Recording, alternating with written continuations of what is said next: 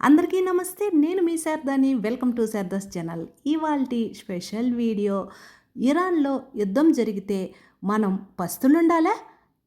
యుద్ధానికి మనం పస్తులుండడానికి సంబంధం ఏంటబ్బా అని ఆలోచిస్తున్నారా? అదేనండి, దేశం మొత్తం మీద గ్యాస్ కొరత ఏర్పడింది కదండి. మనం వాడే గ్యాస్ అంతా దిగుమతుల బేస్ చేసుకొనే సరఫరా అవుతుంది. అలా ఎన్నో హోటల్స్ ఇంటికి సంబంధించినటువంటి గ్యాస్ను ఎక్కువగా దిగుమతుల ద్వారానే మనము సరఫరా చేసుకుంటున్నాం. అది ఇప్పుడు ఆగిపోయింది. గ్యాసు ఆగిపోవడం వలన మనము పస్తులు ఉండాల్సినంత అవసరం ఏమీ లేదు. ఈ ఒక్క వీడియో ఉంటే చాలండి, గ్యాస్ను ఆదా చేసుకొని ఒక్క సిలిండర్తోనే మనము చక్కగా వంట చేసుకొని రుచిగా తినవచ్చు. అది ఎలా అంటారో చూద్దామండి. ముందుగా అయితే నేనైతే ప్రతిసారి స్టవ్ని శుభ్రంగా ఉంచుకుంటానండి. స్టవ్ను మనము ఎంత శుభ్రంగా పెట్టుకుంటామో మన వంట కూడా అంత రుచిగా వస్తుందండి. ఎప్పటికప్పుడు మనము సిలిండర్కి స్టవ్కి కనెక్షన్ ఉంటుంది కదండి, పైపు. ఆ పైపును చెక్ చేసుకుంటూ ఉండాలి, గ్యాస్ లీక్ అవుతుందా లేదా అని. ఎప్పటికప్పుడు అదొక్కటి మనము చూసుకుంటూ ఉండాలి.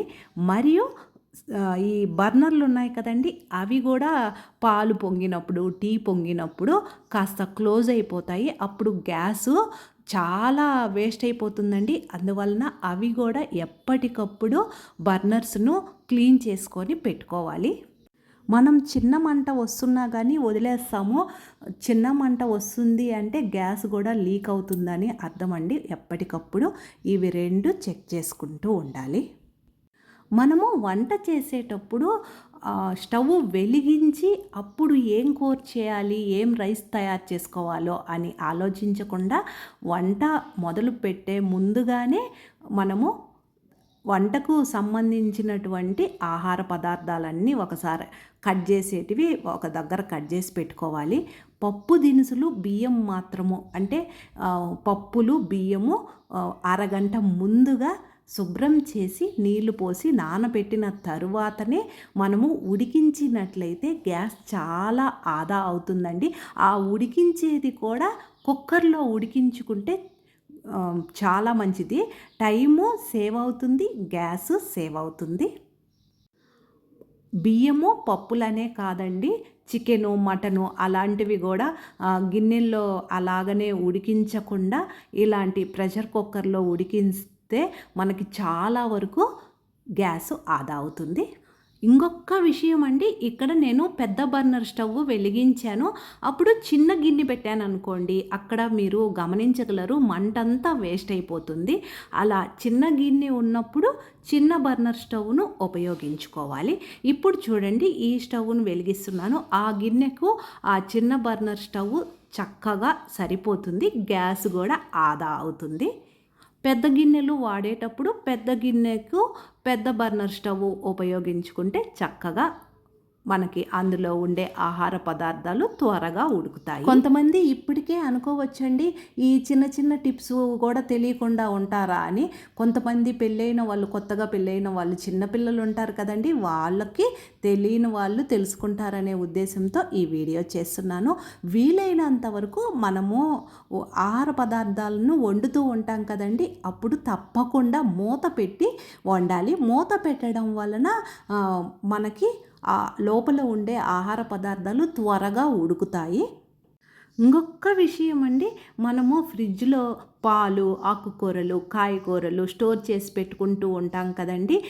టీ పెట్టడానికి, పాలు కాయడానికి, పాలు తీసిన వెంటనే మనము స్టవ్ మీద పెట్టకుండా రూమ్ టెంపరేచర్కి వచ్చేంత వరకు వెయిట్ చేసి ఆ తరువాత ఆ ఆహార పదార్థాలను వేడి చేసుకున్నట్లయితే చాలా వరకు గ్యాస్ అనేది ఆదా అవుతుంది. ఫ్రిడ్జ్లో పెట్టే ఆహార పదార్థాలకు ఎప్పుడూ మూత పెట్టి ఉంచాలండి. తర్వాత గ్యాస్ను ఆదా చేయడంలో మనకు ఎలక్ట్రిక్ రైస్ కుక్కర్ కూడా కాస్త ఉపయోగపడుతుందండి. అంటే అన్ని వంటలు గ్యాస్ మీదే కాకుండా ఇలా రైస్ కుక్కర్లో కూడా మనము వంట చేసుకోవచ్చు. నేనైతే ఇది పాతదండి. ఇక్కడ మీరు చూస్తున్నది రైస్ కుక్కరు. అందుకని అల్యూమినియం గిన్నె ఉంది. అందువల్లనే తీసి పక్కన పెట్టాను.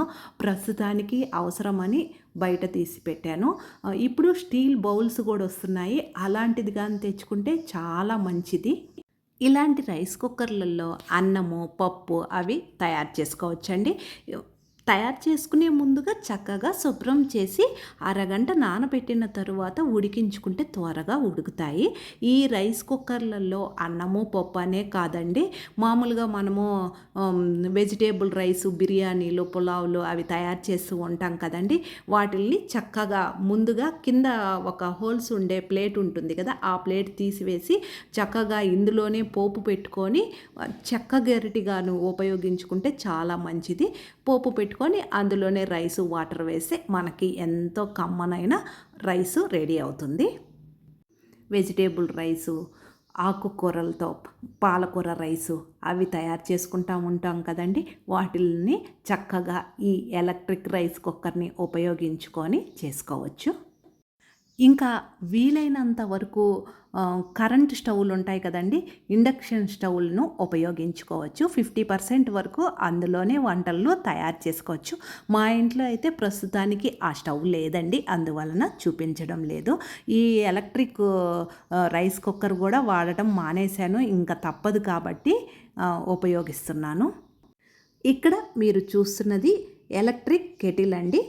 దీంతో కూడా మనము చక్కగా గ్యాస్ను ఆదా చేసుకోవచ్చు. ఎలాగంటే వాటర్ కాగబెట్టుకోవచ్చు కదండి. ఇందులో వాటర్ కాగబెట్టుకొని మనము సేమియా ఉప్మా అవి తయారు చేస్తూ ఉంటాం కదండి, వాటిల్లో ఉపయోగించుకోవచ్చు. మరియు ఇవి కూరలు వాటిల్లో కూడా వేడి నీళ్ళు ఉపయోగపడతాయి కదండి. చక్కగా ఈ కెటిల్ని ఉపయోగించి వేడి నీళ్ళు చేసుకోవచ్చు, పాలు, పానీయాలు చేసుకోవచ్చు. హాట్ వాటర్ కావాలి అనుకున్నప్పుడల్లా ఈ కెటిల్ని ఉపయోగించి చక్కగా మనము హాట్ వాటర్ అనేది చేసుకోవచ్చు. వెజిటేబుల్ రైసు, కూరలు, ఉప్మాలు అవి చేసేటప్పుడు మనము వేడి నీళ్ళు పోయడం వలన ఆ ఆహార పదార్థాలు అనేవి త్వరగా ఉడుకుతాయి. అందువలన చక్కగా ఈ కెటిల్ని ఉపయోగించి మనము వేడి నీళ్ళు తయారు చేసుకొని ఆ ఆహార పదార్థాలను ఉడికించేటప్పుడు ఉపయోగించుకుంటే మనకు గ్యాస్ అనేది కొంతవరకు ఆదా అవుతుంది. ఈ గ్యాస్ కొరత తగ్గేంత వరకు వీలైనంత వరకు డీప్ ఫ్రైకి ఎక్కువ టైం తీసుకుంటుంది కదండి, అప్పుడు ఎక్కువ గ్యాస్ పడుతుంది. అందువలన డీప్ ఫ్రై ఐటమ్స్కి దూరంగా ఉండడం, అలా చిన్న చిన్న మార్పులు చేసుకుంటూ మనము రోజువారీ పనుల్లో ఇలా గ్యాస్ను ఆదా చేసుకున్నట్లయితే, మామూలుగా అయితే ఒక కుటుంబానికి ఒక నెల గ్యాస్ సిలిండర్ వస్తే ఈ నేను చెప్పిన టిప్స్ని ఉపయోగించుకోవడం వలన 1.5 నెల దాకా మనము సిలిండర్ అనేది ఉపయోగించుకోవచ్చండి. నాకు తెలిసినంత వరకు నేను కొన్ని టిప్స్ చెప్పానండి. మీకేమన్నా తెలుసుంటే కామెంట్ సెక్షన్లో తెలియచేయండి. ఇలాంటి మరిన్ని టిప్స్ చూడాలనుకుంటున్నారా? ఫస్ట్ టైం మన శారదాస్ ఛానల్ చూస్తుంటే మర్చిపోకుండా సబ్స్క్రైబ్ చేసుకోండి. నేను వేరొక వీడియోతో మీ ముందుంటాను. Thank you.